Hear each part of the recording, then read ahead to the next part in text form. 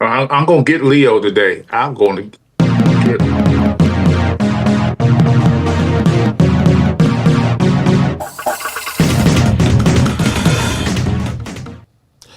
Well, good Sunday afternoon, friends. Mark Holmes here. And as always, I want to say thank you all for watching, commenting, subscribing, and being part of the Joe Boo Sports Report. Without you guys, as well as you ladies, you know that this literally does not work. Let me say thank you for everybody bearing with me. I feel bad that I have not been able to do what I usually do, which is giving you a breakdown on all the players and everything that we've signed and everything that's going on. I just have not been able to. This is my first live stream since we did this last Sunday. Shout out to Monique in the house. What's up, Monique? With the first ladies in the place. All right, so I don't know why this always happens.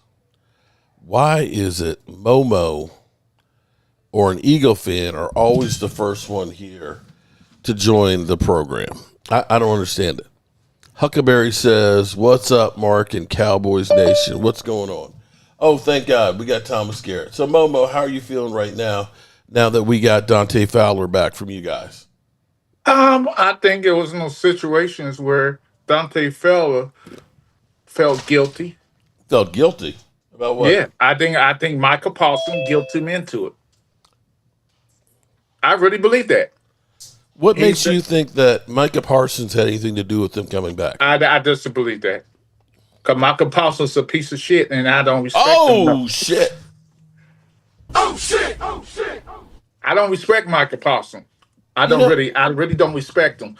You didn't have to comment on nothing that on D-Law says. You just play your game. Get your wins together. He's going to a bad team, and you show him about your play on the field. You could talk. See, this is about social media. People going back and forth. Think they should go back and forth with somebody commenting. You don't. Some things don't need to be said. Now hold on. Momo, you mad at everybody. I'm serious, right? You don't like to watch the draft. You don't like to watch the combine. Don't want to watch the Super Bowl. You like that grumpy man on the porch. You all right. I'm not a grumpy man. Okay. All right.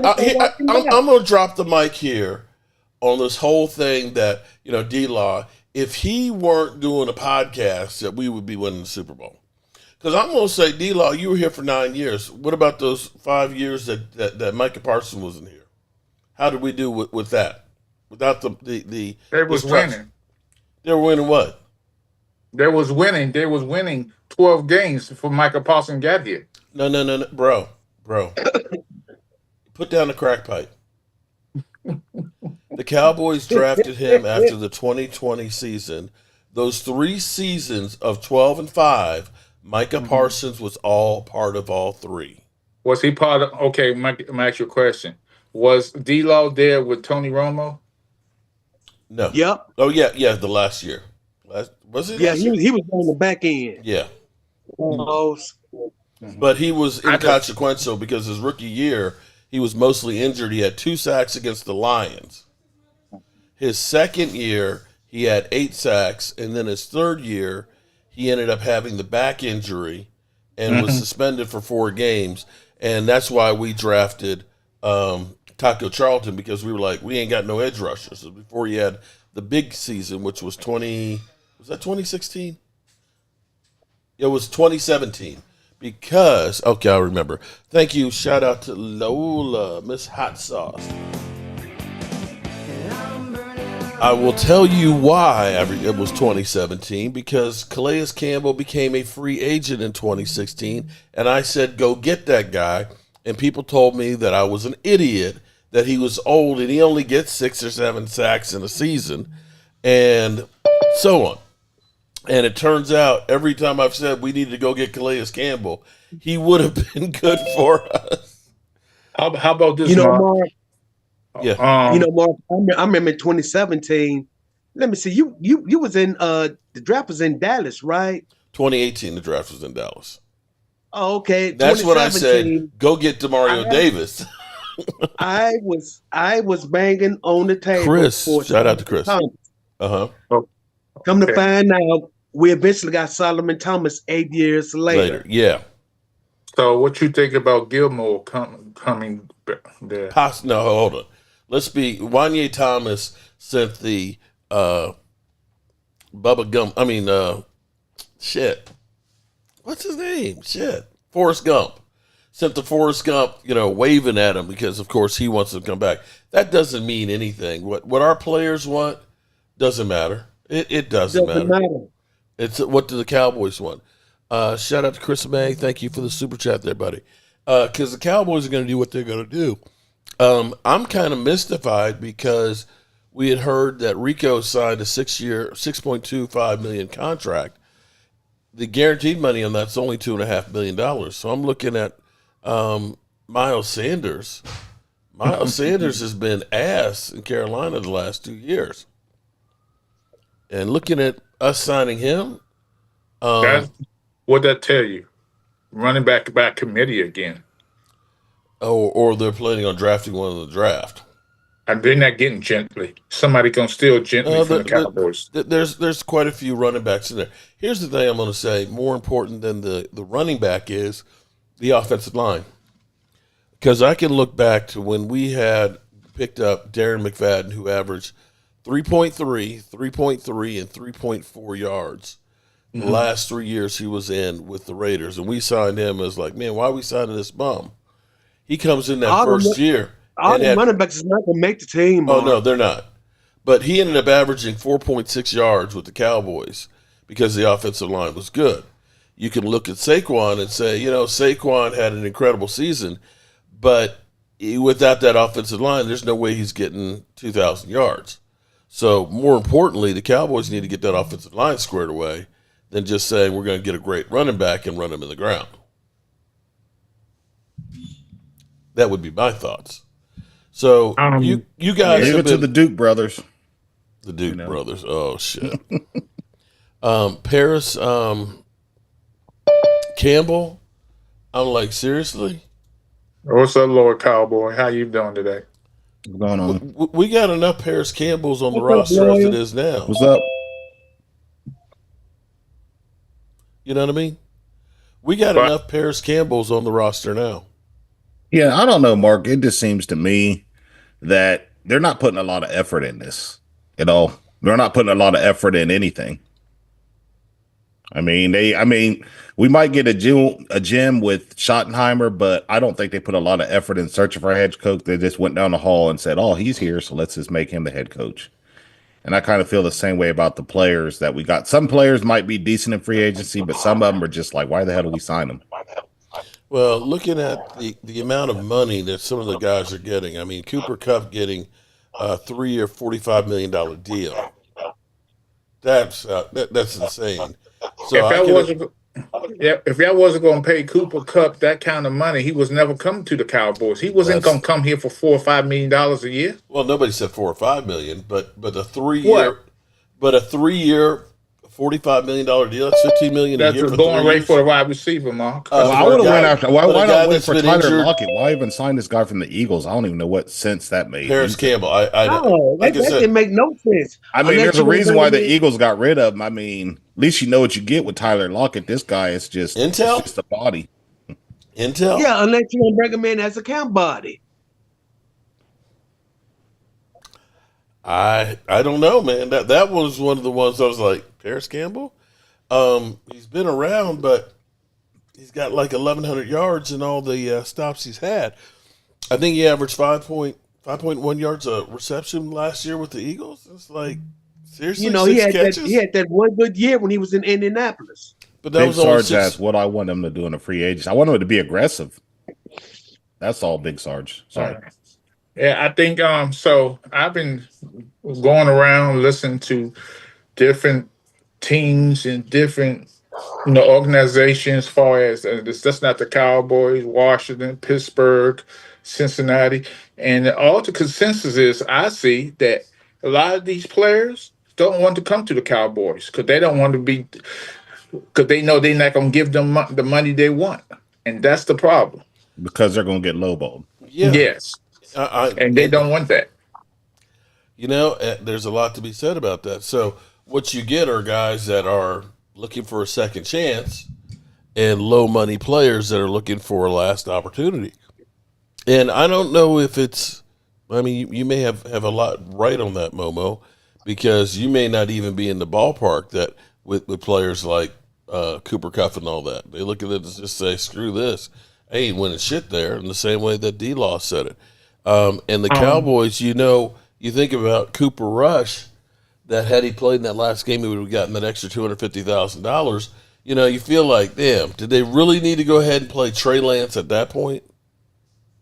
Here's the screwed them. Yeah. Here's the most important thing I think we have to realize, that the Joneses did what I see bad business people do. They not a football. They not. You can't run a business like you run a football team. You just can't. What they did was with your head coach of the Dallas Cowboys, y'all walk down the hall and say, "I'm too busy to I got all these business deals I got to do." Who's down the hall? Oh, he's still in the building. Well, Let it kind of reminds me of when they hired Dave Campo. They said Dave Campo, he was on the Jimmy Johnson coaching staff, so we'll make him the head coach. Yeah, they walked trying down to the go hall. out and look for a coach. They didn't look for one because they say, "Oh, he's still in the building." Tell him come down here. I might want to talk to him. Are you interested in the head coach? Are you interested? Yeah, Well, I turned down some head coaches there before. You come on, I think you'd be good. There you go. You come to head coach. They had no interest in paying a top head coach or someone who's good any type of money. They okay. lowball. Now, okay, I'm gonna back up on that part though. But see, there's no guarantee, because we've seen plenty of coaches out here that have been thought to be great coordinators and going to be great head coaches. I can look at pretty much everybody off of the Bill Belichick tree that have gone through. Right. And you figured that these guys and people we wanted, people from like Urban Meyer, everybody thought Urban Meyer was going to be great. Everybody thought that Mike McDaniels in Miami was going to be great. You can go through the litany of guys that were hot coordinators and hires that don't necessarily look like they've done shit. What's his name now with Chicago? Have you seen how much that guy looks like he's aged already? Yeah. But here's the problem, Mark, with that theory you going by. You have to try. You have to try. And you have to get them while they're hot. I mean, it's like Schottenheimer's been in the league how long now? About 20 years? He's used goods. So he's been in the league longer than Kellen Moore. He's been in the Lions, both the Lions offense and defensive coordinators. They got jobs already. So I don't Doesn't mean they're going to succeed. I'm not saying they will, but I'm just saying, why does it take to get a head coach job? That's my. All right. Question. So let me ask you this. Let me ask you this one. You got to get brain surgery. Like to get the guy that's new, and this is the first time he's a brain surgeon, but he's the hot graduate from college, or would you rather have a guy who's been a doctor for years and years and years and years and has seen and done all this stuff? Would you rather have the experience? You got a point. And I'm saying that Schottenheimer, he might surprise a lot of people. I mean, look at Pete. Look how long it took Pete Carroll. Pete Carroll came in the NFL. Pete Carroll went from the Patriots, the Jets. It took them like three teams to finally get to the Super Bowl. And maybe this might be, I'm just saying, maybe not. I don't know. Being a head coach is not just coaching up players, organizations. You got to go. So who gets cut? I'm sorry, I forgot. It's the Cowboys. He don't get to cut the players. He don't get to hire the players. He don't get to do things that a regular head coach does. So he can sit back and just be a ball coach. You got to be the voice in the locker room. Well, he won't be that. He won't be that. I hear what you're saying. I hear what you're saying. But if I'm looking at this from the outside in and saying, we're not happy, of course, with all the players that we've gotten. I think the linebackers we've gotten, I think Solomon Thomas are going to help us. I think getting Dante Fowler is going to help us. I can look and say, I think we're almost at a point that you could look and say best player available in the draft. But if I look at what the Cowboys have done here versus what they did for those 5 years of Mike McCarthy, they've definitely done more. We wouldn't have signed an Osa Odighizuwa, or we never re-signed a guy of his ilk. We'd always let him go. And we certainly have never done anything to try and fill in some of the holes. I can at least look at this and say, at least we have some depth, that the cupboard's not completely empty. and we still have almost $42 million in cap space, and we'll get more if and when they get Micah Parsons' deal done. And I So see what's the point? there's Leo. I'm just saying that at the moment, you can go through and look at any of those years that we were 12-5, and look what we did in free agency. We didn't do half this much, and we didn't re-sign any of our own players. So it's a start. What, Leo? You know, I'm not in the mood today. I'm not in the mood for a whole lot of shit now. Be gentle. Go ahead and say what you got to say, because you guys have kind of let go of quite a few players here. Yes, but look at our core group of guys we still have. Okay. And look at the number of draft picks that we have. We're That's in a for next year. really, That's really next good year. place. No, that's this year and next year. We're at 8 this year and 12 next year. Hey, Leo, can I ask you a question? Absolutely. I remember you told Mark when the Philadelphia Eagles won the Super Bowl, you're going to be insufferable I am. to all Cowboy fans. I did. And apparently you're only now- to me. Only to him, because you went on angry, and you were so quiet, gentle. You wasn't trashing those guys at all. So why is that? Please, Scotty the Man T, thank you for the Because super chat. because I'll tell you exactly why. Because what I like about Angry and Sports Junkie is that they were able to have a reasonable conversation, and I was allowed to complete a thought without being disturbed, and they actually considered the things that I was saying, which happened to be true. So it wasn't like Mark don't do that? So Mark don't do that? I'm cool if you think about it. You know, I just will not. I said, and no, Angry nor his partner said the things that they said that a lot of these channel members said to me at the beginning of the season. Momo, you wasn't there. You know what I'm saying? This was payback. The insufferable part was payback for what you said at the beginning of the season. But no, I'm just saying what I'm just going back what you said. I'm gonna be insufferable to all Cowboy fans. Yes, yes. So you didn't go on there. Okay, You wasn't insufferable to them. Got it. Momo. Okay. Leo, right. I gotta admit, we did trash you, and I gave you all down flowers. on me. Like I told Drew, Right, I trashed you guys at the beginning of the year, but I gave you your flowers when you won. Yes, you did. Yeah, and that's what I'm trying to like. I think the part that the part that Momo is missing is that he was not there when all of that was happening, which is what I got you. And so that's why I said the things that I was saying. It turns out with all the shit that I took at the beginning of the season, I was right. So of course I'm going to be insufferable. Okay. All right. We're not going to relitigate what happened beginning of the season, during the season. We can only deal with this moment forward. At the moment, we're in the middle of free agency, and we're about a month away from the draft, okay? And my question was, you feel fine with all the moves and the people that have left. Great. Okay, moving right along. Cowboy There's still fans, some notable. There's still some. The one thing I wasn't happy about was losing C.J. Gardner-Johnson. You know, I didn't like that. I anticipated, and I said this too before things got started, I anticipated losing Milton Williams and losing Josh Sweat. You know, but at the same time, what I appreciate is the fact that we got some really good youngins on the team. I think Jalix Hunt is going to be good. I think that Nolan Smith is ready to take that next step. Okay. I like the fact that we retained Zach Bond. Leo, you're my brother from another mother, but we as Cowboy fans here, we don't give a rat's ass about how you feel about your team. Okay. But you just asked me about free agency, so I'm telling you about free agency. Right. Like what happened? I was just trying to be nice. I'm not going to be. So, nice. What do you think about Keenan Allen, Mark? What do you think about us? That would be an improvement. Still available. That would be an improvement from Paris Campbell. I'll tell you that much. Yeah, that's all I don't understand. I mean, I'm like Paris Campbell. Why? I mean, I can understand trying to maybe reach out to Tyler Lockett or Keenan Allen, but it's like the Cowboys are scared to make a move. Shout out to Eddie. She-Girl fans, time to move on already. Super Bowl is over. It's a new year. And I'm afraid about the. I mean, appreciate the Cowboys getting that linebacker with Chicago, who's really good. I really think he's going to make a difference?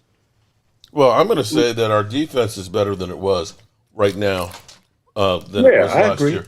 Now, I just worry about the linebacker curse we've been having about all these linebackers getting hurt. That's what scares me. Well, I agree with you.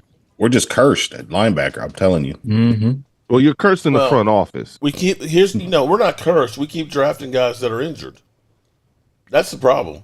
Well, you talked about that last week, Mark. That trying to get a bargain basement deal for a guy who was hurt, and then maybe you can rehab him back into what he was before he got hurt. By definition, that was Jalen Smith there, and Van Der Esch had a bad neck when we drafted him. So don't draft guys that are linebackers that have to hit every play and be a heat-seeking missile that are injury-prone. I got to hear Walker Wade, because, see, Walker Wade is really the temperature of Cowboys Nation. Business as usual. Go ahead. Business as usual. So I want to know what Walker has to say, too. I mean, the Cowboys' offense is CeeDee Lamb, Dak, and a bag of chips. So I don't know what we're going to do on offense. And that's not a name brand of chips either, okay? Great value. It's Frito Lay. brand Walmart Doritos. Great value. Great value Doritos. Great value Doritos. Great value. He said great value. Great value Tortito chips. Yeah. Right. What the fuck is I mean, your the name? defense, they're investing a lot in the defense, but, they're doing like what the Raiders did in the 70s and 80s. They're just like picking up first-round draft picks that didn't pan out, and they're going to try to coach them up. That's what they're banking on. That's the thing that amazes me. It's like, if you are a free agent and you were a first or second round draft pick, regardless of how you played, we want you here. Is that part of their evaluation process that, well, they were a first round talent, or, they were drafted in the first round, be it they ain't done shit, but they were in the first round draft pick, right? We're getting all the best. What irritates me the most is like we hadn't drafted good the last 2 years. Mm-hmm. But when we did draft good that run, for about 4 or 5 years, we hit on a lot of guys. If the Cowboys would have just did what the Eagles did every season, every offseason, sign 1 or 2 like really good players, I think it would have put us over the top, but they didn't do it. They're cheap. Mm-hmm. Yep. They just relied on draft. They just relied on those good drafts we had, and then now that those teams have fallen apart, they don't know what to do. Really, that's what it looks like to me. And speaking of falling apart, y'all ain't got no quarterbacks right now, just Dak. And Cooper Rush is gone. He went to Baltimore. Yeah. On a $12 million. I don't blame him. I don't blame him one bit, though, the way they played him that last game. He got screwed, man. He's been holding the fort down for us when Dak got hurt, and that's what they're going to pay him back.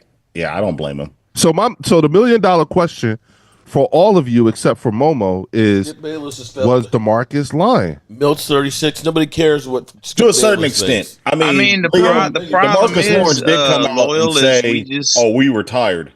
I don't agree with him on that. There's no brotherhood. There's no brotherhood on the team. He can't put it all on Micah Parsons because he was part of the team. And if he was a locker room leader like he said he was, he would have stepped up and said something to the guys. He didn't do that. There's no brotherhood on the Cowboys. You can't win Super Bowls like that.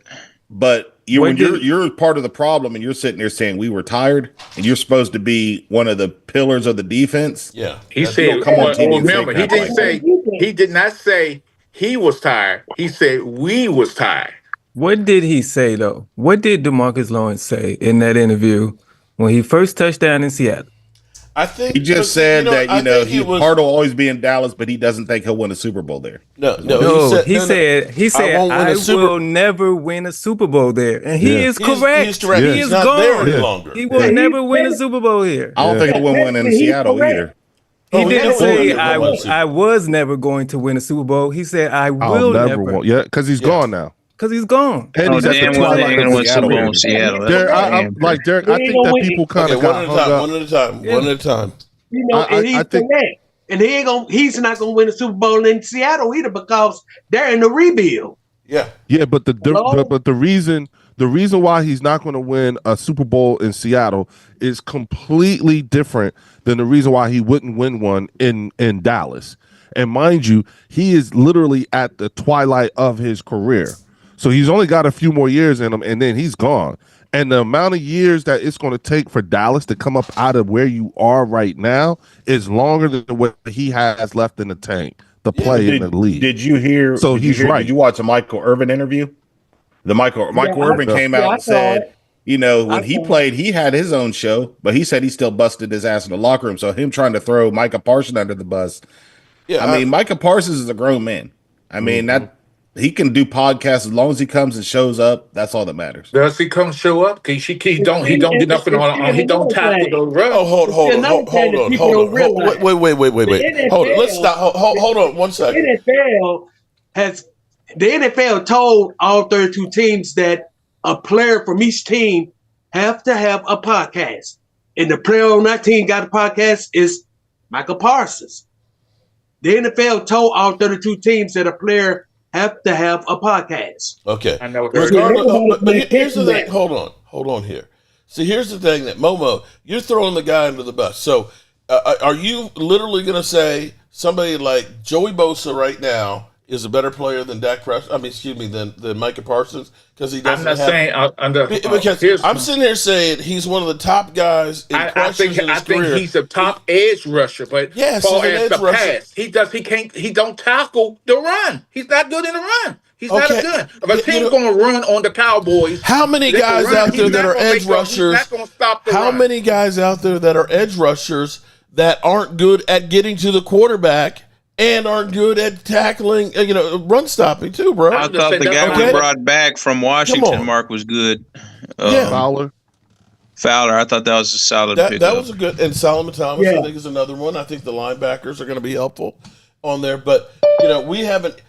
And maybe this is the Cowboys are still waiting to make a big move that they're saying we're trying to fill in all the spaces and make the money go as far as possible. And maybe they go through and make a big move. I guarantee you if they sign somebody like Keenan Allen, everybody will all of a sudden do a 180 on the offseason here. I think you just have a competent wide receiver 3. I think they need an X receiver. Well, they need a big wide receiver. Keenan Allen would be a number 2. Number 2, if he was with us. He would be. They need a big wide receiver and X receiver. Number 2 now. The guy they gave for Carolina, he considered a number 2 at this point. No, Paris Campbell. No. Okay, so shout out to you, Eddie. Now, Eddie says he's a liability against the run. True. But see, here's the thing you have to understand is you have guys that are specialists. Not everybody's a great run stopper. So that's where you go ahead and say, okay, I got a guy who can get to the quarterback.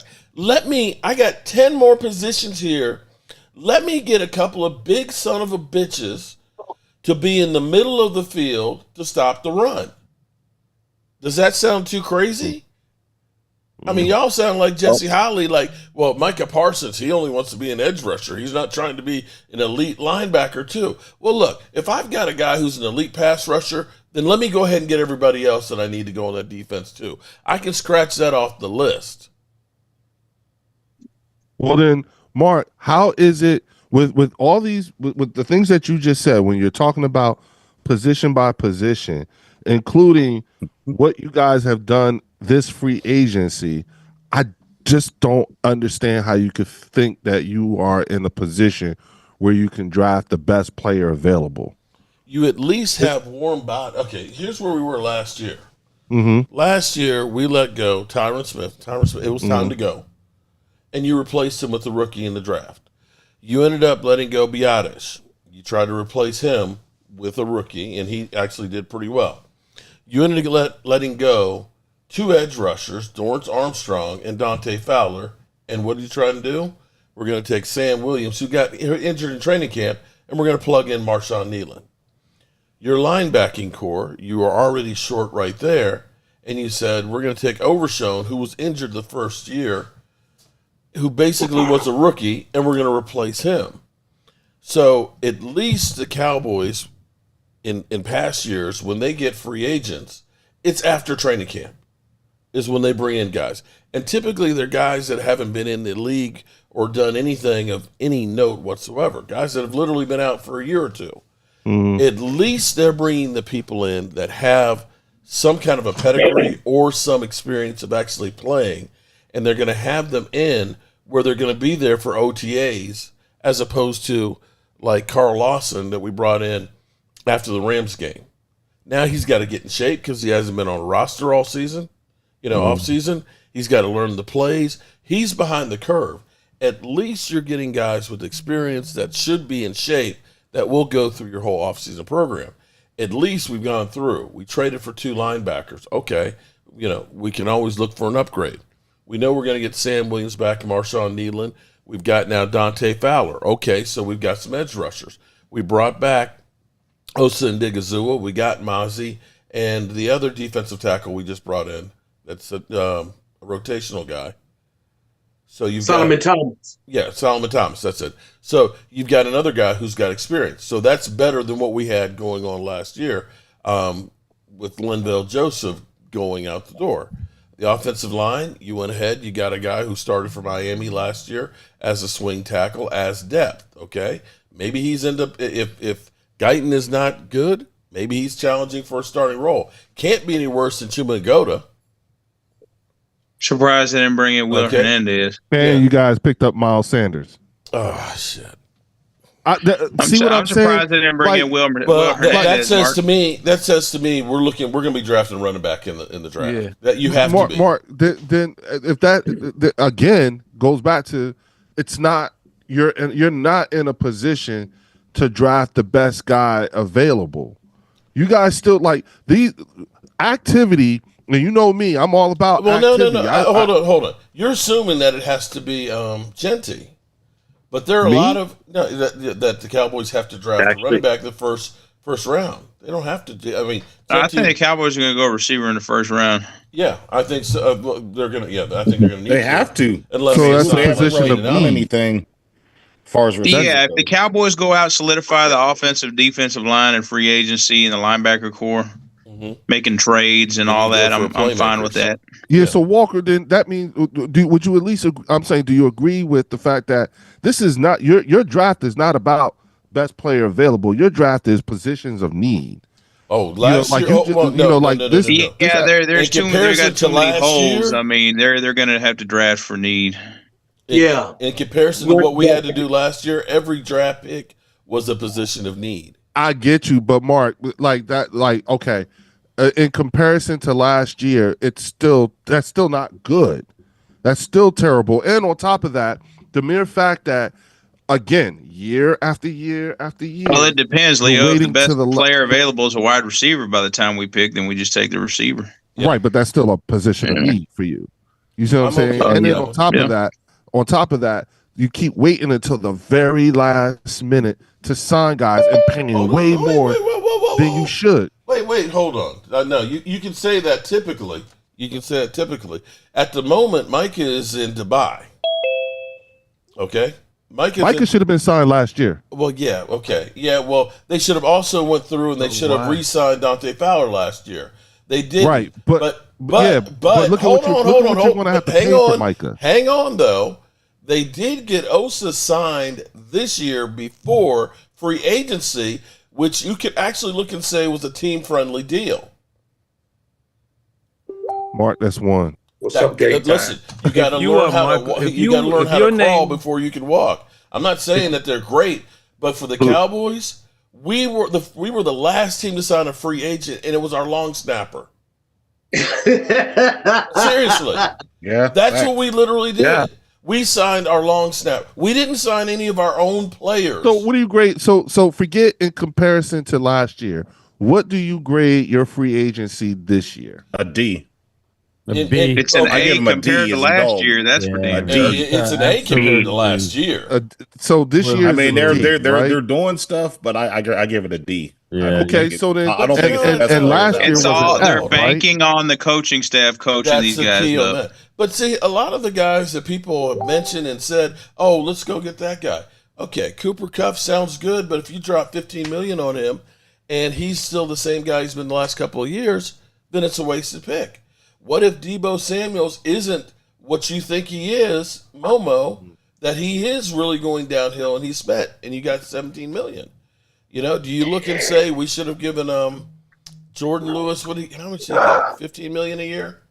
Personally, yeah, but they got the money to do that though. But personally, Mark, but y'all just think have no quarterback right now, and then now you get get backup Rush quarterback. signing with the Ravens for 2 years for $12.2 million. If you got to go to your backup quarterback, you're done. Yeah. Yeah. They're not. I believe we'll draft a quarterback in the draft. What I the don't know Eagles did who, in 2017 don't happen. All right, that but shit don't we'll happen. get a quarterback probably in the 5th or Is 6th that my round. guy Brian? Which is that's why What's up, Brian? that's the thing. That's why it's difficult for me to accept. Like when we talk about when you guys talk about last year, because the year we won the Super Bowl, we were the walking wounded. We lost our starting middle linebacker. That was nothing us compared to last what year, happened to bro. Dallas last. We lost. Bro, that was us running last back year. 1 and 2, Yeah, Donnell Pumphrey and that's nowhere near. We yeah, lost. We Bro. lost two Pro Bowl edge rushers. We lost our Pro Bowl right guard. We lost our Pro Bowl. we lost our starting quarterback. We lost our starting our all pro left tackle. We lost both starting cornerbacks. It's not even close. Now you can't. I just got done saying you can't All compare pro guard with anybody. 2017 with anybody is different. That's a different Eagle team. You had no business winning that game, and you did. You throw that away for me. So because of injury, correct? No, not because of injury. Because it was Nick Foles who stinks, but he had a year for the ages. Okay, Nick Foles is a below-average quarterback in the history of the NFL. Yet in that year when he took over for Wentz, everything clicked. Sometimes shit just happens. You didn't win because of your running back. You didn't win from anything. It was a team game. You didn't Everything have just clicked for y'all that year. everybody just clicked. You got to be fair about that. You didn't have the amount of I mean, listen, again, I don't care. They did have a pretty solid offensive line, though. They did. They did. But like I said, we lost Diggs and Bland. That's 2 Pro Bowlers. We lost Dak. We lost Overshown. our Pro Sam Bowl Williams. right guard. We D-Law. lost D-Law. We lost Micah. I mean, it goes on and on. And Ferguson was out half the season. But it all starts with we weren't winning the Super Bowl, Leo. It doesn't matter. With all those guys, we weren't winning the Super Bowl last year. So I don't know why any Eagle fan would try and compare. We're not saying, at least I'm not saying, that Dallas was going anywhere last year. But what I did say was we basically won 8 games, right? You won 8 games because you blocked a punt, the game was over, and the dude, decided to go down and grab it, and then they moved the ball all the way downfield and we didn't take the ball over. So with all those injuries, we won 8 games, 8 games. That's pretty. So here's your quarterback. Anyway, I'm done. Solution. See you. Have a good one. Here's your quarterback solution by Mike Fisher. Okay, so I'm gonna let me just say his solution for Mike Fisher is look for the Cowboys to target Quinn Evers. That'd be a good pickup. Hold up. I'm just saying, He's a Texas boy. Hold up. Everybody and their mother know that they met with them multiple times and they love him. All of a sudden, Mike Fisher's going to come in and say that's an inside thing. Yeah. If he drops to the 5th or 6th round, we'll get him. No, they're going to have to take him by round 3, Loyal, or you won't get yours. Maybe even earlier. Do y'all really want that quarterback? Hey, game time. Check the chat. I would take Henry over yours. No, the Zoom Just chat. saying. The Zoom chat. Not Howard. chat. Howard. I would take Howard over yours. Howard, you could get probably round 4 because we have our 4th right. Okay, let me ask hypothetically. You got a game time? Do any of you I didn't hear think you. Check the Zoom chat. Okay. Go ahead, Mark. I'm sorry. so? Do any of you are any of you upset that we didn't re-sign Cooper Rush All right, I got you, at bro. $12 million? No. Okay. No. All right, how about D-Law for 3 He was years, leaving anyway. $45 million? I think he was already gone. I think it was time for D-Law to go. I mean, in my opinion. 11 He years. was a pillar on our defense, but Injuries. I think we got to get his replacement in the draft. That's just my opinion. And I think it was time for Jordan it was time for Rush to leave anyway. Yeah. After the way we screwed him. Yeah, because personally, if it had been me, I would have been gone too. After you don't screw me out of $250,000, yeah, I got to go. Kiss my ass. All right. How about both your Jordan backups, Lewis? right? Trey Lance too, right? Oh shit, that was Trey Lance? Trey Lance was ass. Oh, you could probably re-sign him for about $1.5 million now, but they paid him $5.4 million last year. I'm more appreciative of competent backup QB play because of just what Game Time said. You know what I'm saying?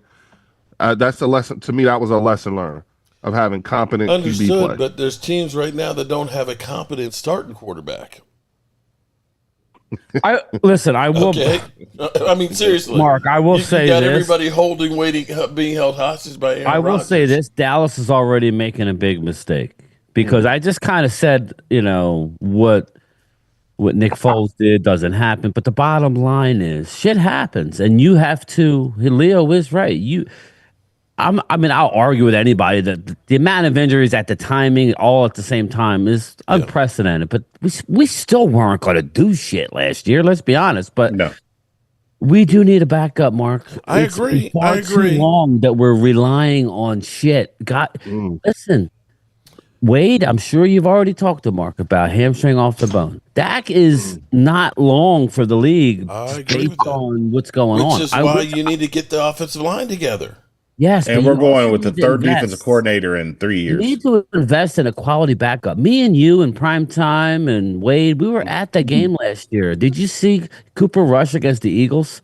He was atrocious. And your backup needs to be able to be ready at a moment's notice and give you a decent day. You have to be mobile too. You have to have a mobile quarterback. And Dak Prescott is a statue back there now off his injuries. He's not able to. I would argue that Momo again. I don't say he's. I mean, I think he can move around. I do, but that's just me. I can't prove it to you until Dak goes out and does it, right, Mark? Right. I think he's going to be that way. But I do think we should invest more in backup quarterback with an actual. How long has it been?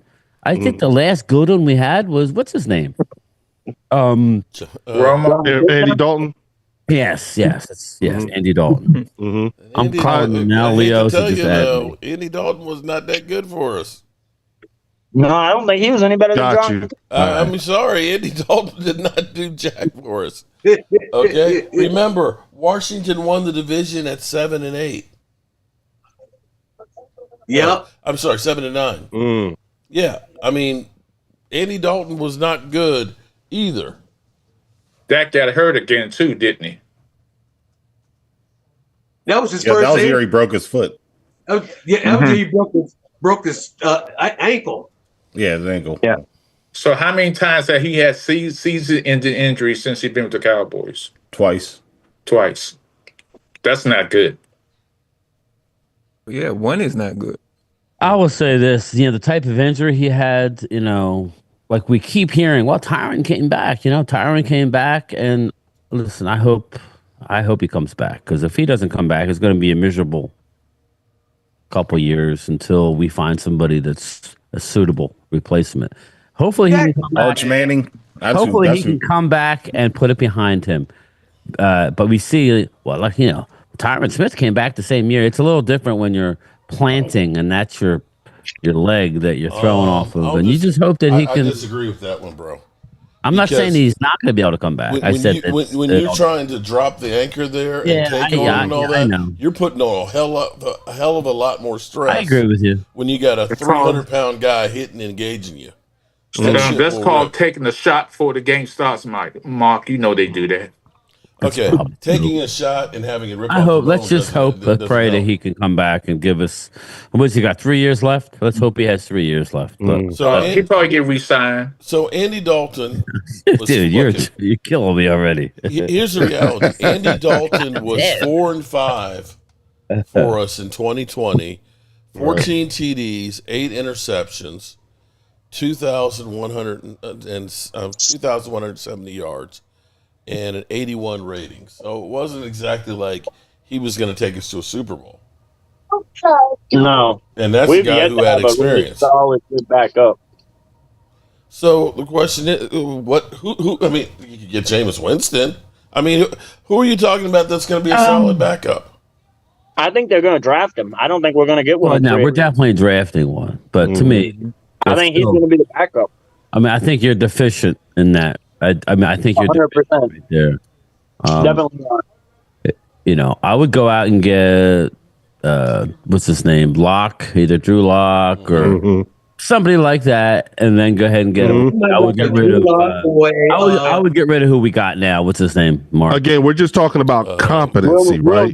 Right, exactly. Yeah, okay. Not actual replacement. No. I mean, let's be honest. We're all talking ifs and buts, but if we lose Dak, we're most likely done anyway. Yeah. So it doesn't really matter, but it kind of would, in my mind, I would think, wow, okay, it'd be nice to. I'm glad we're going young with somebody.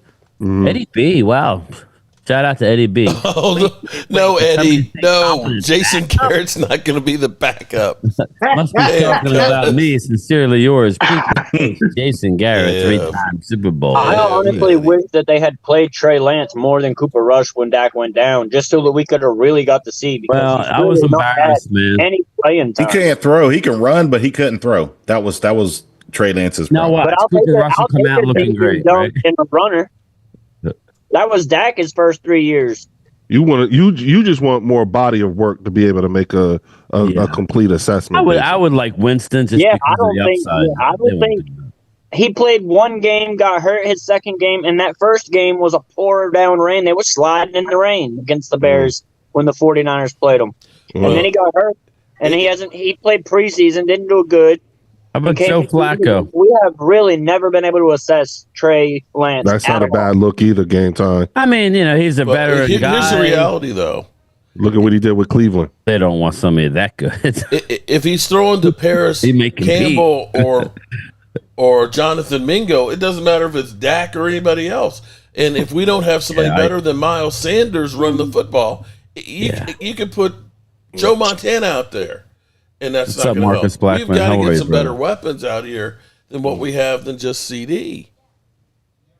I think we're going number 12. I think that's going to be our first round draft pick. I think it's going to be a top wide receiver that'll be our number 2, and then these other ones are battling for our 3rd spot. Emeka Buka. Well, I'd be okay with Jalen Tolbert actually. He disappeared. I'm happy either way. Buka or Gold or McMillan. I say this. Y'all should get Aaron Rodgers because Aaron Rodgers make Dak be on his toes. Aaron Rodgers is going to Pittsburgh, I heard. It's we know what's scary, everybody. So let's spend $25 million on Aaron Rodgers. Okay. Aaron Rodgers needs to go to his couch. Yeah, Aaron Rodgers needs to retire. We did some mock drafts last night as I was stealing money on my live stream. Yep. And Eagles did a better job doing a mock than we did, and they're at 32. If we don't get a wide receiver at 12, we ain't getting a good one. Yeah. All right. Okay. I was picking at 32 for the Eagles. I'm like, oh shit. So here's the back. I remember that game. I mean, I'd rather be at 32. Honestly, I mean, after the 12th pick, it's all the same, bro. but game time, we were like when you were picking for us, right? I mean, I know it was tough. I was tired. I was at 2. Yeah. But you were like when it came like the difference between the way you were picking for Philadelphia versus the way you were picking for Dallas was Philly was best player available. Yeah. Dallas was position of need. Yeah. Exactly. Bingo. Bingo. Okay. Here's what I want to say of free agents quarterbacks. I'm going to name the quarterbacks, and y'all tell me any of these quarterbacks good for the Cowboys. Game time. Aaron Rodgers, Russell Wilson, Jameis Winston, Joe Flacco, Drew Lock, Carson Wentz, Cooper Rush signed, Desmond Riddler, Trey Lance, Case Keenum, Easton Stick, Josh Johnson, C.J. Beathard, Teddy Bridgewater. I'll take Teddy B. I was going to say Teddy Bridgewater's not bad. Yeah. I heard they're talking to the guy at the bottom of that list. I'd definitely take Teddy B. Sam Ellinger. I already heard that they're talking to him. Yeah, Mike White, Tim Boyle. Mike White's an ex-Cowboy. We're the one that found him, even though he had a couple of years. But Tyler Huntley. None of these guys. Who they should go? Eyebrows.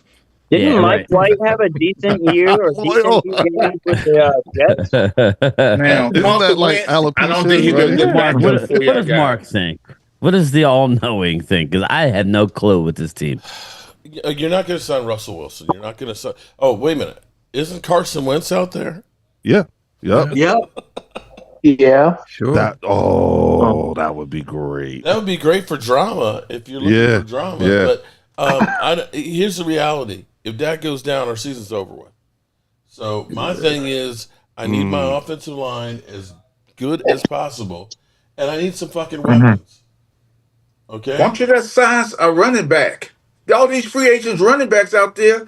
You know what? They wouldn't sign Rico. Rico actually Might have been the best one. Well, thank you. I'm really shocked they got rid of Rico and brought Miles Sanders in. Isn't that a step back? Wasn't that a downgrade for you guys? That was a downgrade. Rico yeah, right. Rico had 4.6 yards of carry behind our shitty line.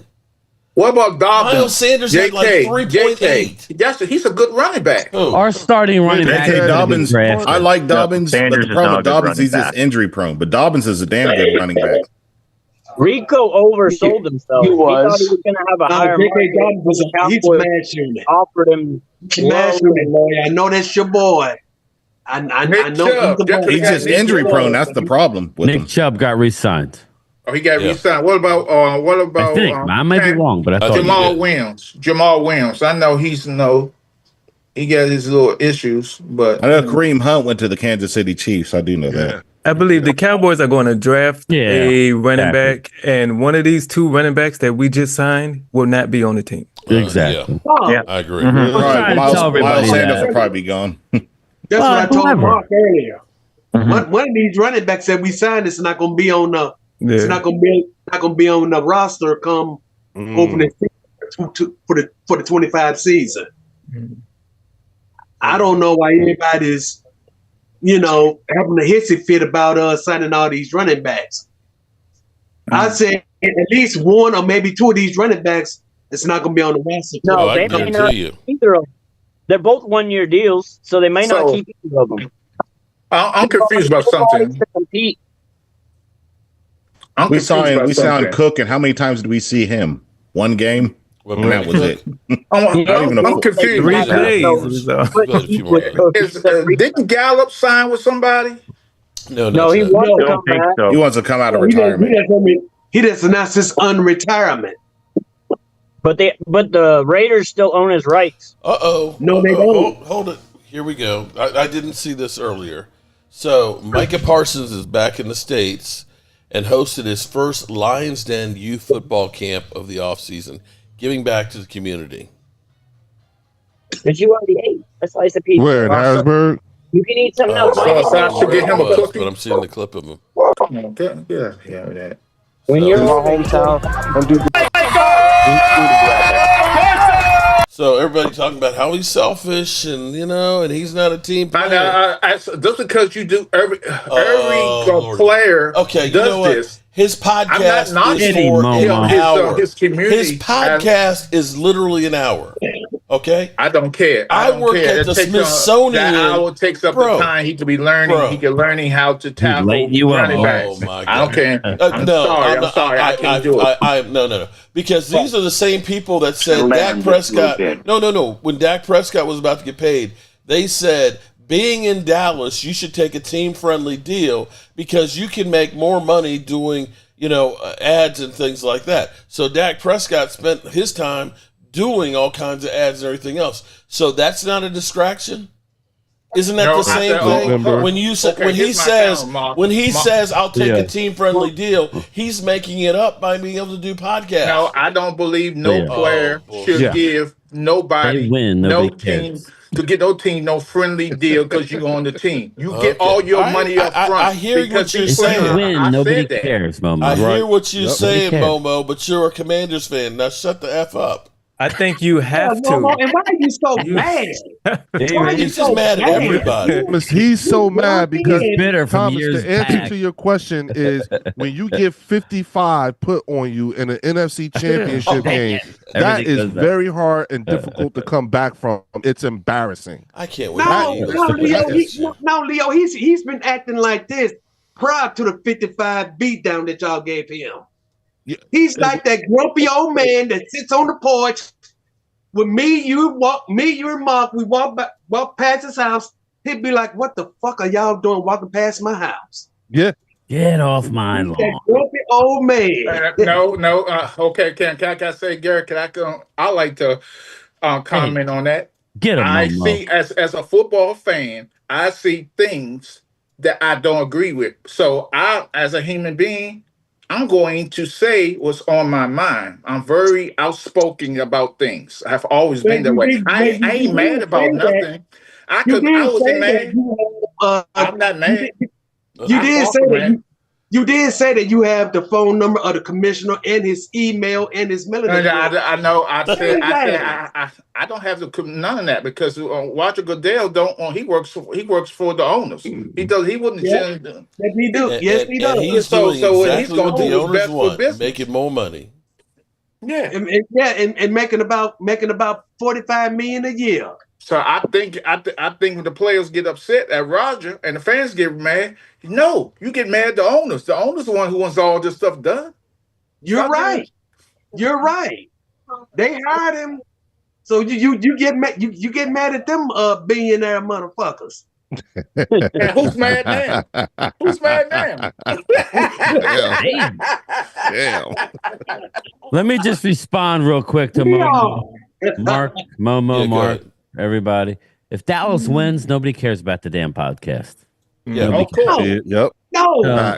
Again, Facts. man, if you win, nobody He was cares. doing it when the Problem is, we went haven't 12, won Momo, so everything is heightened, right? When you're a Super Bowl champion, you can have the White House down the street. You can have like a mound of cocaine and hookers rolling in and out. And nobody cares because you just won your 3 Super Bowls in 4 years. Game time. You're in my market, right? You're in my market, right?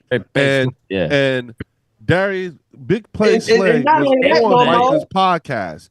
You ain't not only that, Momo. You ever heard nothing about Slay's podcast? That one of them 3 Super Bowls. That's mainly was snorting up all the cocaine in Washington D.C. No, we all know that. You know, it's amazing how Dr. Manley. good season. We were talking about him the other night. That he was down, that he couldn't read it right. Yeah. It's actually amazing to me how as a matter of fact. Nobody cares when you win, so I can care less.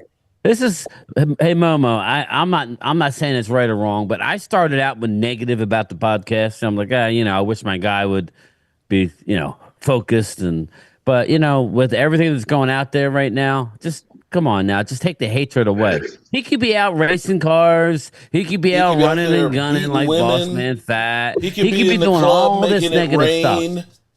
The only thing he's doing is doing a podcast. Yeah. Now, I would question the in-season podcast. I would question that because it's kind of weird because he loses on a Sunday and then, I don't know, Mark, when's his podcast? Whenever it is. Usually Wednesday. Tuesday. Well, he's predicting and talking about the up. I have a little bit of issue with that, but at the end of the day. Now, I think Mark and any Cowboy fan should have had a problem when he had Slay on his podcast. If you are a Cowboy fan, they went to. I think they're friends, aren't they? Don't matter. Okay. Well, so Momo, me and you would love to believe that, but just watch the end of the game. Like everybody's getting I hate it. They all sitting there, exchanging jerseys, holding each other's kids. That's fine. Whatever. To your point, I agree 100% because when he had Big Play Slay on, was after we got mollywopped by either Detroit or Baltimore, and he didn't play in that game. And they're yucking it up and laughing and all that. But I think there was a change, at least in my mind, because I looked at it, I say, before injury when he was playing, and it was his, everything went right for him. He had the first 3 years of being, everything going right. That beginning of that season, he had that 1 sack in the first 4 games. He's doing his podcast and season, yucking it up. Then he got injury and got a lot of blowback. If you looked at his podcast after he came back, there was no more like the, Big Play Slay and guys like that and stuff. The tone had changed completely where it was more not about laughing at the Cowboys and everything else and doing ratings on the quarterback and everything else. He was more of just doing a regular podcast. And Mark, it was totally different. Excuse me, Mark. Who's Jay Brown? Because he up there talking smack. I don't want to go. I don't know who he is. I don't know. On Jay Brown. Jay Brown. Y'all let this old fuck to tell y'all anything, and Mark runs with it. I don't know who you're referring to. I'm not that old, am I? Listen, he's an Eagle fan, man. I think so, He's Randy. another big mouth Eagle fan. Like that was the Buddy Ryan response right there. I'm not choking on a pork chop. I'm good. Yeah, me too. I ain't choking on the steak I cooked earlier on the grill, so I'm good. Okay. Oh, Hell no. Oh I'll boy, that shut the room down. what's it that? sure did. Like, you notice how everybody like that silence there. You heard that? Now I was reading some of the comments here, man. I am Oh, so boy. I ate so much stuff over the last week, man. Oh my god! And everybody kept bringing like chicken and stuff like that. It's just, I got back down. Hey. The refrigerator was like chicken was just falling out of the refrigerator. Like, my nephew last night was like, I want some buffalo wings. I said, if I ever see another chicken, don't I don't want to see no chickens, man. Okay. Yeah, that's like my least favorite meat. Yeah, I'm chicken? just sort of, Come on I'm now. tired of chicken. I'm just tired of chicken. So game time. What do you grade Dallas's free agency Thank you, Alto. activity at this point? What grade would you give it? I'm the opposite end of the spectrum than Loyal. I'm giving him a B. Again, they haven't brought in but maybe 2 starters. But again, free agency, normally, unless you're a team like the Eagles last year where you needed that running back, then that's like the cherry on top. Normally, free agency, and I warned Momo about this, it should be that way. Should be to fill holes, okay? You need to fill holes going into the draft. I remind Loyal and everybody else, we did 0 moves between the end of the season, 1 move between the end of the season and the draft, and then we filled in after the draft. Yeah. We lost the same amount of players last year. I get it. We didn't lose a Zach Martin to retirement or a D-Law, Smith. but again, we lost more bodies last year. We replaced none. Yeah. I'm not going to get into every player, Leo, because it would take a while. But basically, we got a couple starters. We got Osa on a really good team-friendly deal. And we are sitting way better now than this time than we were last year. Now, what does that mean? I think we're a better team right now. That means you got to draft good, Leo. If we draft the way we've been drafting and getting one really good player out of the draft, that's not good enough anymore. You need to hit on round 1. Round 2, round 3. If we hit on our first round, second round, third round this year, then we're going to be right there in the mix to be able to compete. If we draft Mozzie Smiths, if we draft Schoonmakers, Spoon Liquor, or we draft Taco Charlton, then it's a wrap. Like, I'm hearing whispers of Michael Williams at 12, and I would think that's a big time reach, and that could be a problem. So we need to stick to game time. Anyway, go ahead, Momo. I was only saying you because Washington is doing a lot in free agency. They're actually getting killed on ESPN and other. Of course. So but what I'm saying is, Momo, is you need to draft good. The reason why the Eagles won the Super Bowl. I mean, I just want to fill you in, not you, but everybody. The reason why Eagles won the Super Bowl wasn't because of any one person. It's because they've drafted unbelievably the last couple of years. And they drafted circles around the Cowboys on defense. And we've locked our core group of guys up early too. Yeah, but you've drafted great. Yeah, yep. That's what it's about. You need to Dejan, whatever his name is. Everything they did turned to gold recently, and you got to give them credit for it. You cannot just sign free agents and have any sort of lasting success. You can't. I agree. But here's my thing about free agencies and like that. I agree that I was one who said, hold your horses, Cowboys. Y'all guys got to realize free agency is not day 1. It's not day 2. Right. It's all the way till the draft, and sometimes after the draft. Yeah. And again, I wouldn't be surprised, and Leo asked the question, so I'm going to go there. I wouldn't be surprised if they have something under the table in place. Mark brought it up on one of his 41 million streams. Still sitting here. Mark, don't be surprised if they haven't reached out to a Diggs and said, listen, let me finish my thought.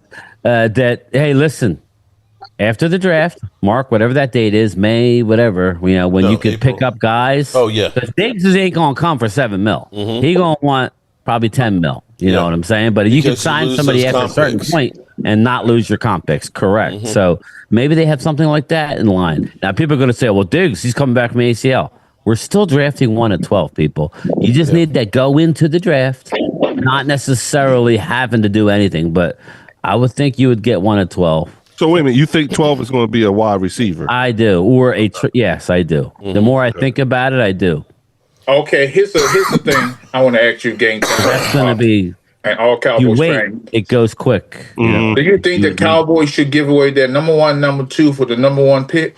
No. That wouldn't get it done anyway. You would have to get it. I think we should use later. I think if that's the case, we use later. Giants just came out and said, the Giants just The Giants just came out and said they're not going to trade to the number 1 because they're asking too much.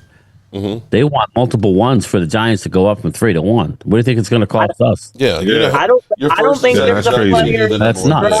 All because they had to win, Leo. All because they won a game. Don't be like Washington did with that dumbass thing. Think about that, people. Giants were in the number 1 spot, and they had to win a meaningless game towards the end of the season, and drop to 5. I think they're lucky they're at 3.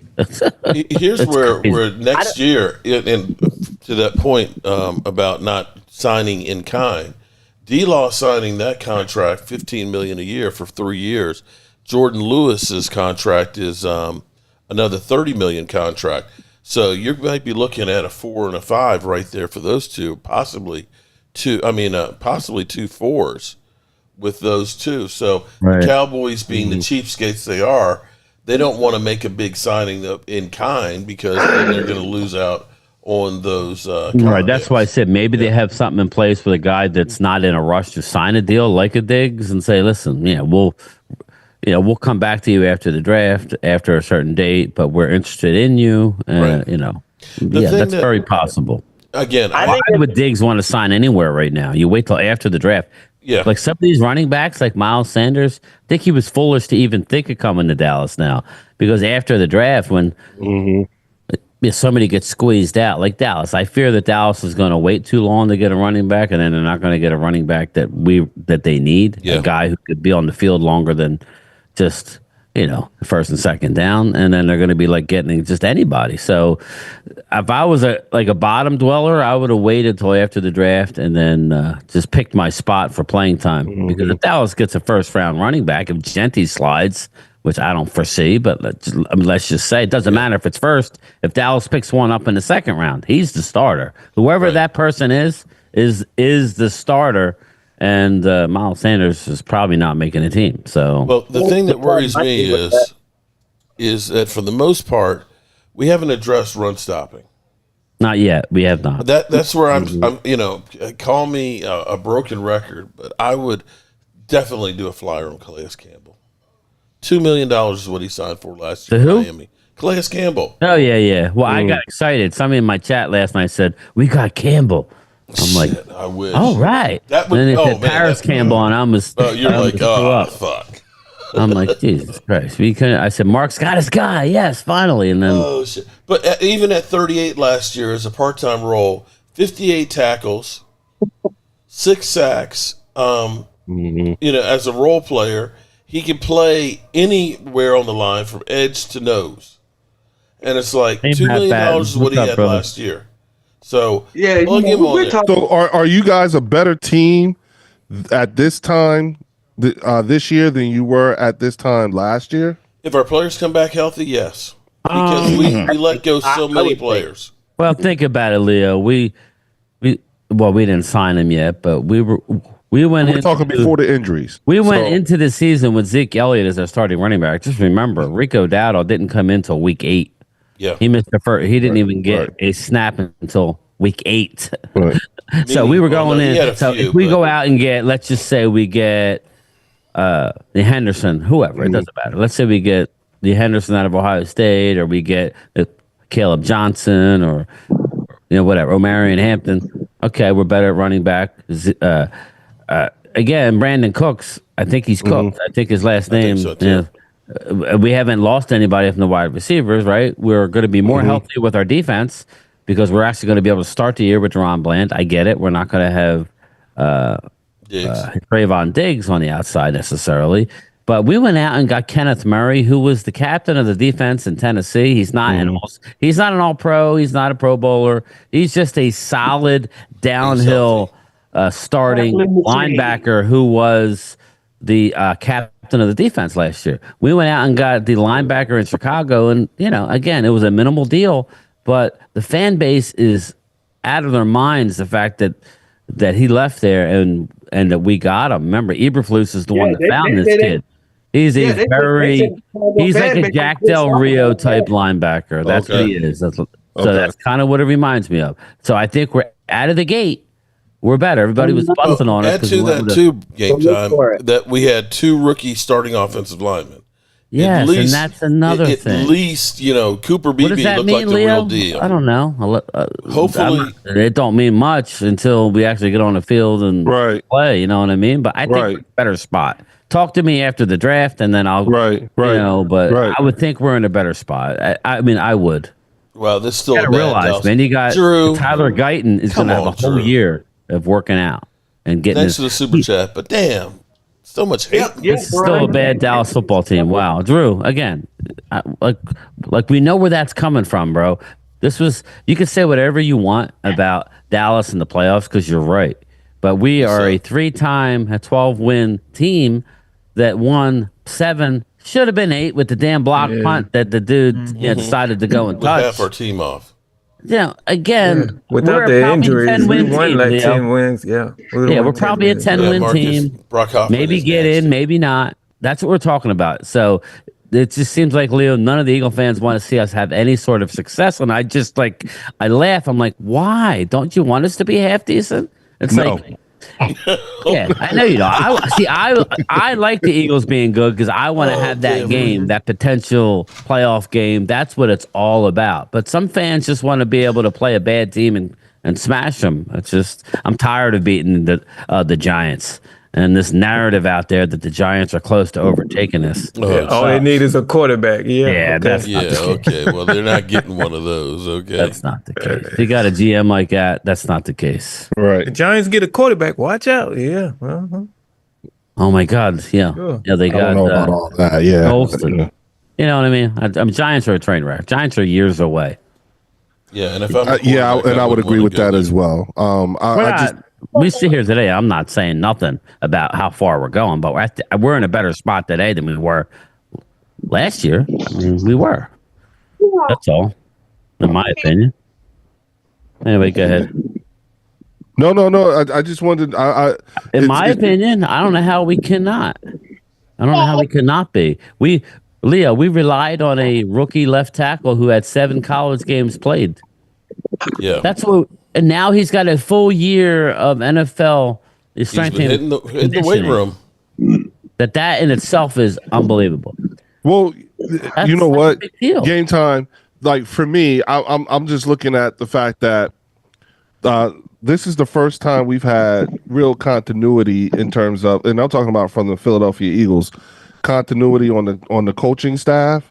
This is our first time in a while that our defensive coordinator from last year is going to be the same defensive coordinator this year. Not our offensive coordinator, but the guy that we're bringing in is still in-house. Yeah, he was an in-house. Yeah. So and has already said the language isn't going to change. So wait a minute, which is a big deal. Hold on. So you guys are deeming that because he's in-house being brought back is good. But Momo's killing us for doing the same thing with Brian Schottenheimer. But I'll say this. But your guy, Brian Schottenheimer, has to deal with the front office of the Dallas Cowboys, which is always a thing. Well, I mean, listen. But here's the thing. Wait. The head coach is basically like the CEO of the team there. He's the one that makes the philosophy. It's the guys underneath him. Jimmy Johnson delegated and had great coaches underneath of him. Jimmy Johnson wasn't there coaching the offensive line. He said, hey, can you make Mark Spignowski a guard into a center? Can you take... I was trying to tell people that, it's the coaches there. The head coach, he's the middleman between the front from Drew and other people that you got to draft first-round offensive linemen. Again, that's not the case. That's not the case. You don't have to get a good offensive line coach right now. Yes, you got to learn how to coach up players. And, you look at what we did with Jordan Mailata. Look at what we did with Mekhi Stoutland's been doing. Stoutland will find anybody. Everybody says, "Oh my God, Mailata's a once in a lifetime. No, he's not. Dallas had multiple Mailatas back in the day, and they were all fucking defensive players that they converted. Nate Newton, who was cut. That's why, like, I laughed when Wade said that Tyler Guyton is a bust. Oh, if that's the case, then Nate Newton, who was cut by Momo's squad, would have never have existed in the NFL under those rules, Wade, because that's false. You need to give these players, especially nowadays, Leo, when Tyler Guyton had 7 college football games played. That's it. At right tackle and had started left. So, again, and we could talk about, are we better today? I don't know. Are the Eagles better now than they were at this time last year? That would be a no. You lost a lot of guys, but that's not meaning they good. What's that? I don't think the interesting thing is that, remember, you gotta. I call it the Super Bowl tax. Yeah, you know what I'm saying? Exactly. Because when you win the Super Bowl, you're going to lose a lot of players. But and for a team to have gone through that, and mind you, to your point earlier, Mekhi Becton was a tackle who I thought for sure he was coming back. Mekhi Becton went Hollywood on everybody. He got less than I thought he was going to get. I ain't gonna lie, he did. I thought so too. I was like, well, why couldn't we just sign him back? Yeah, and I think it had more to do with I don't know, the guaranteed money. I don't know why we did not re-sign him. But see, Eagles are acting like the Cowboys. Here's the difference: Eagles just won a Super Bowl. That you win a Super Bowl, that will give you a few years of not going out and getting a Saquon or whatever. Fine, but that cachet is long since gone. That's why we're all frustrated, because it's loyal Cowboys frustrated. I can't blame them. Everybody wants us to go out and get DK, Leo. I don't think we're a DK Metcalf away from going to the Super Bowl. So why me personally, I'd rather just go young. Which is why I'm interested. I'm excited for this draft, because I can't wait to see what we bring in. We already got a youth movement going on right now. We're like the third. We're tied for the exciting, third isn't youngest team. See, my thing is, game. Like I said before, I want quality over quantity, not just quantity. But you need to fill out your team, though. That's all I'm saying. We haven't gotten into that yet. This is a horrible free agent class. One thing that people are missing, though, too. Typically, think about in 2020 when we went crazy in free agency.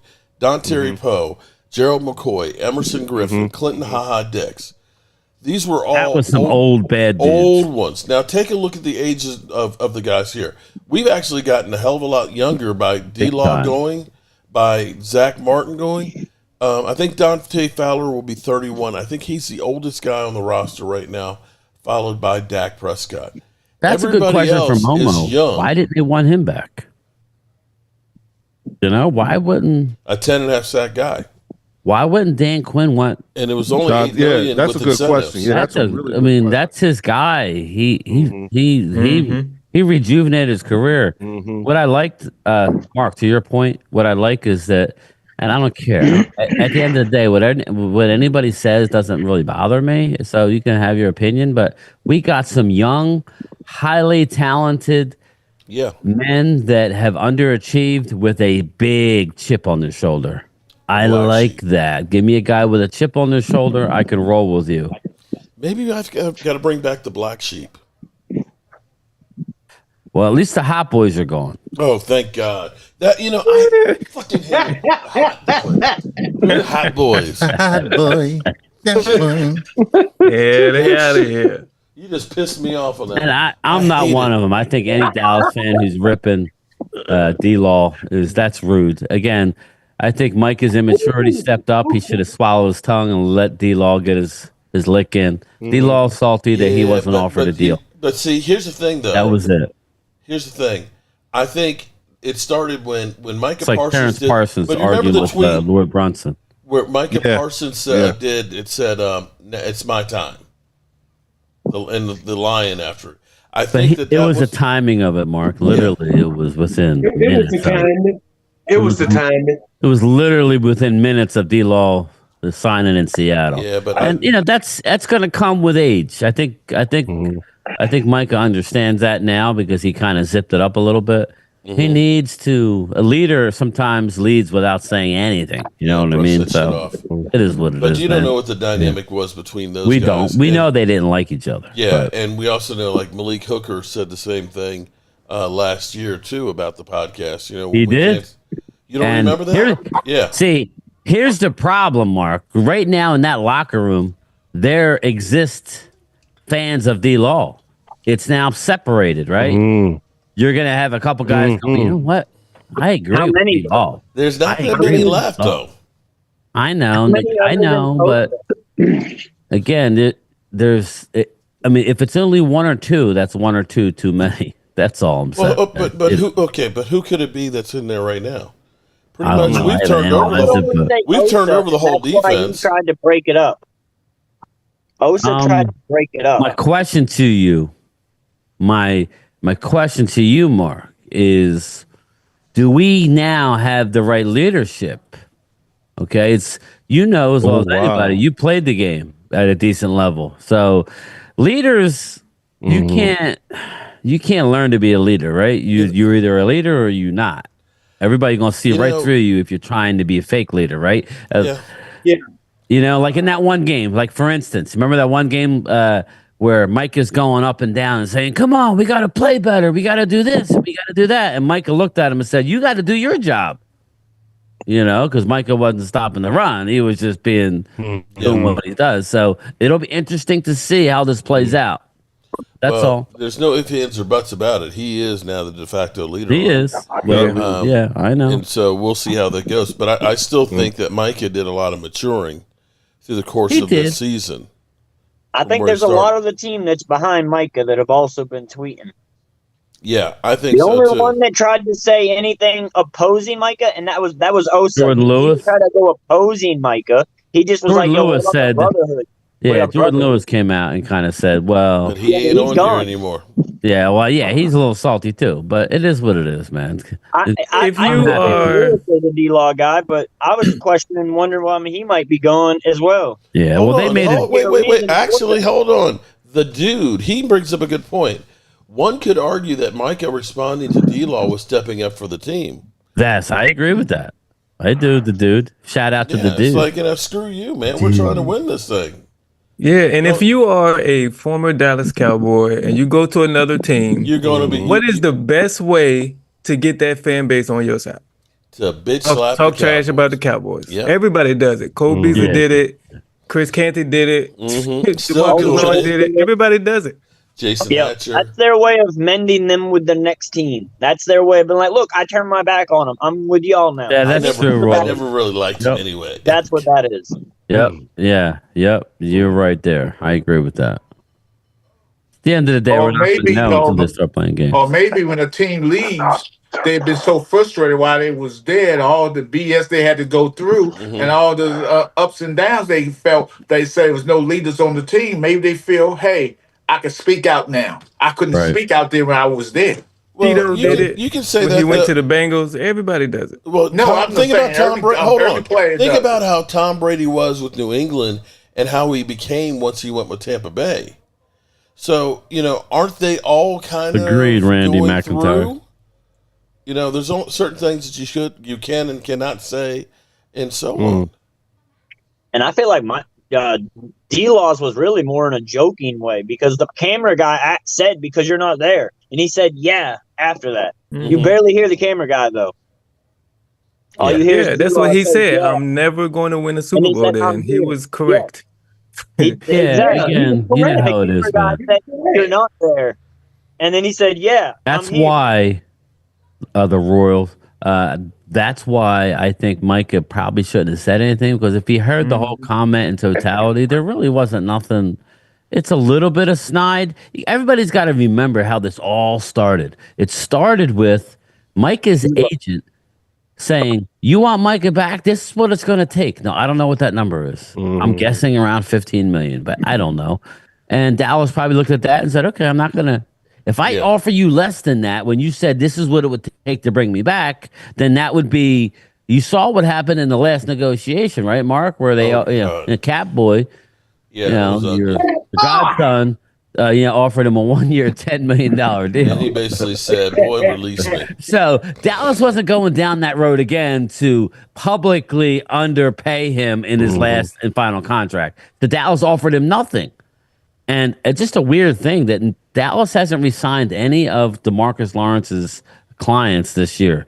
I believe Jordan Lewis was his client. That's why I said there's a I purpose. believe Okay. Golston was his client. So there's a little something there with that particular agent. David Cantor. There's a deeper Whoever purpose. it is, yeah, it's one of those. David Cantor. Yeah. This is David Cantor. So again, But the Micah and good luck, D-Law. beef started a little earlier. It started when Yeah, it D-Law did. said that he was too tired. Yeah. and even that got, we always bust on D-Law, but that got taken way out of whack. He didn't I agree. say he was too tired. He was probably referring to Micah and the boys, but it just all comes out. It was bad timing. This is why. So it feels like it was more. Is it more about the fact that he said something or that it was true? What is the fan base more? You would upset? hope that a guy who played 11 years, right, and has missed 30 games in this league over his 11-year career. I just add that up. He's missed multiple seasons. He's missed like close to 30 games, and he's made a lot of money, and he got 18 million guaranteed, and he has to go to Seattle. Okay, he's Which probably a got little rid of their butthurt. quarterback and their wide receiver. And he still wants to be a part of this. He can say whatever he wants. He does. His family's here. He's on record of saying he's not going anywhere. He's going to live here after his career is over, like most players, because they're cheap and for many reasons. He's a little butthurt, and that's what happens in these things. Sometimes you just gotta, Leo. I'm sure I know me. I've learned. I never used to be this way, but sometimes it's better not to say nothing. Go to bed, wake up, and things are better. Just like you need to put some time between your feelings getting hurt and you opening your mouth. And then things kind of work out for themselves, But when you, one of the things that I've come to learn, especially with the work that I do, is that a lot of times the only thing, the best thing you can do is to not say anything. Yes, because a lot of times, it doesn't matter whether you're saying something good or you're saying something bad. It's actually saying something. You could unintentionally empower somebody because because you've acknowledged them. It's the acknowledgement of whatever they said can be empowering in of itself, and that's I agree with that. I agree because that's the part. There's been times where you may upset me and I'll come right back at you, right? Like Drew has a way of doing that to me, and I'll go right back at him, and then after a while, it's like, well. It was no big deal. Like, why did I get upset? Because he feels a certain way. I've learned to just kind of just take it in, let somebody have their opinion, and then I'm fine. It's fine. So again, I think that all comes with, I just think that Micah will get better at it. I think he has already gotten better. I think Micah's gotten a lot better, right, Mark? I think he's matured a lot. Yeah. But he's not there yet. He's a very young player in this league. Micah came out early. And again, I think it's only it's going to be fine. D-Law was the same way when he was younger. Yeah, I remember people specifically telling him to stop talking in interviews and go play football. Yeah, I think just even his wife said it to him. Real quick, this is something on a personal note. I just want to, because it just came through on my phone, but I just want to publicly congratulate Leo Bridgewater Jr. for being selected to the Gentleman's Ball, which is a big deal here. Okay. Nice. He's a senior. Congratulations. He was accepted into Temple University, Seton Hall, William Patterson, for Temple, Hampton, and a few other schools. So congratulations, son. I love you and I'm proud of you. That's it. That's awesome. Thanks, Mark, for letting me do that. No problem. You can say Micah has matured a lot because I can remember last year at this time, he was basically saying, I haven't met the defensive coordinator. Zim's going to have to bend my way, and literally saying that, I don't want to be here until it's mandatory because I have to get my body right and heal and basically do that. he did a 180 on that, where he's like, I want to get the contract done and out of the way and all that, so that way I can be here for OTAs and so on to be part of the team. Because to me, that's more important than anything else. And what I will say, I don't know how many of these guys will end up being Dallas Cowboy players, but the Dallas Cowboys had a conveyor belt of people coming through when they were trying to rebuild in the 90s. And it was kind of like, you bring in 10 and you find 3 that are really good ones. And you keep on going through. There's strength in numbers. And at least bringing these guys in now before OTAs means they all will be working together to hopefully figure out who's going to be worth keeping and not.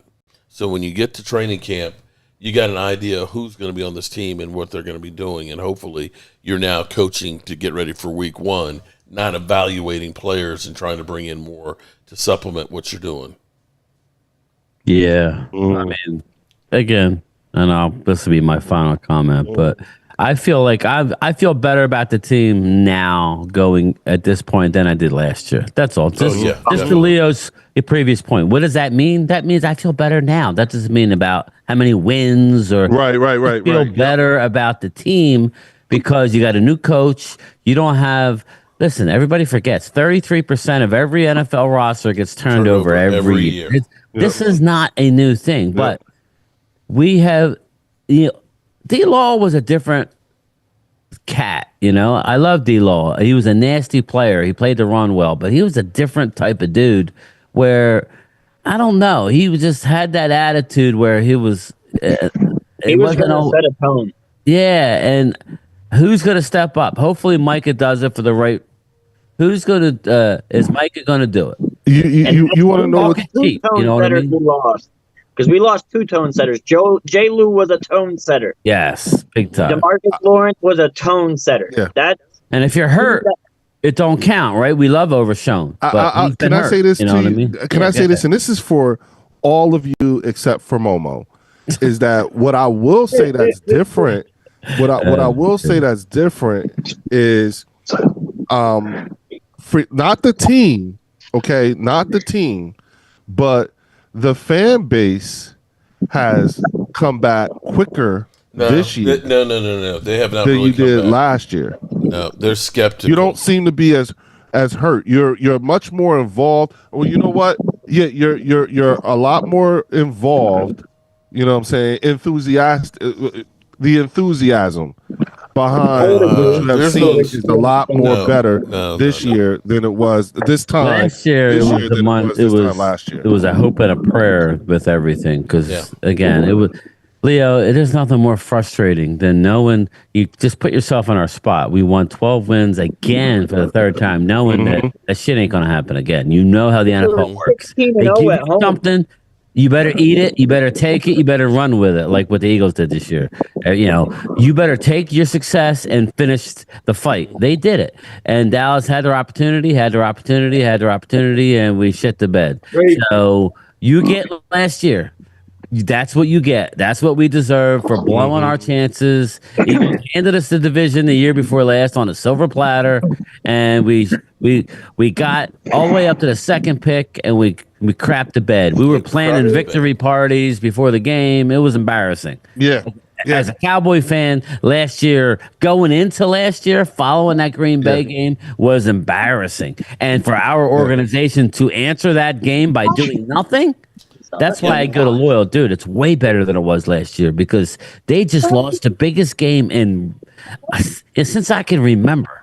And they got embarrassed and it was over by halftime and they did nothing until the draft.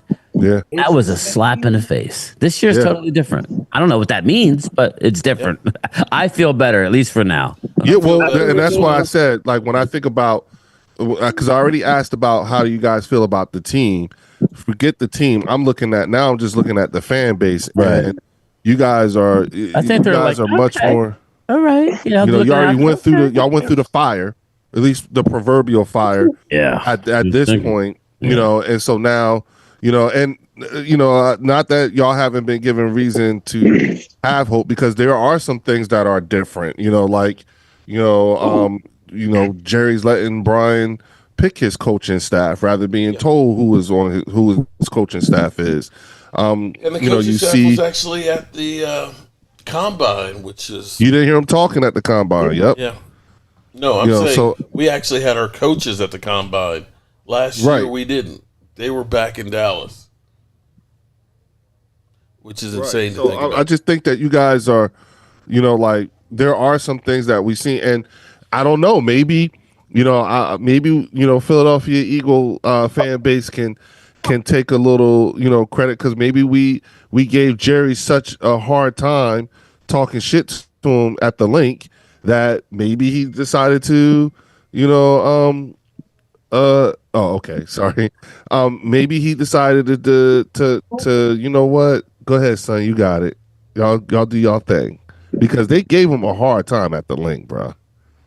You know what I'm saying? So y'all owe us. That's the way to set it up, Leo. The Cowboys gonna go 13-3 or 13-4 next year, and Leo gonna say, "Remember, this all started when at the link last year when Jerry." That's where it all started. So y'all should be thanking me. I like how you set that up. So if the Cowboys have a terrible season, you can be on us. If the Cowboys have a great season, you can be on us. I seen it coming. Either way, I seen it coming. Yeah. That was great. I like that. Hey, Loyal. Yeah. The bracket is out, bro. What? The tournament bracket is out. Oh yeah, who's in?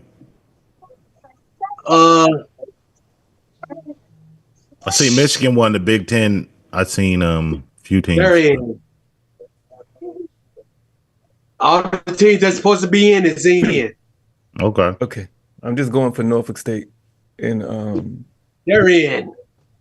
Well, I've got to get ready to wrap this up, good people. I got to take care of some business. So I would say, with the exception of Wade, that people are feeling better that we've had activity. Leo, of course, is being Leo. Momo has gone dark on us. No, I'm right here. I'm right here. Well, there's no picture anymore. Mark, you didn't have to mute me or anything. I've been kind. Okay. He said, you asked me about free agency, so I was telling you about free. I was just being nice. Alrighty. So, with that being said, that was funny, boy. Oh. I'm no punk bitch. I ain't no punk bitch. I'm no punk bitch. I'm no punk bitch. All right, good people. We got to get up out of here. All right, I appreciate everybody being here, and we will see you guys tomorrow night at 9 o'clock. Saturday war. I gotta get out of here. I gotta get out of here. Down. Kill yourself.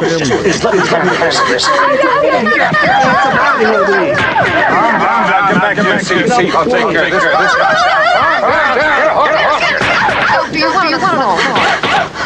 Everything's all right.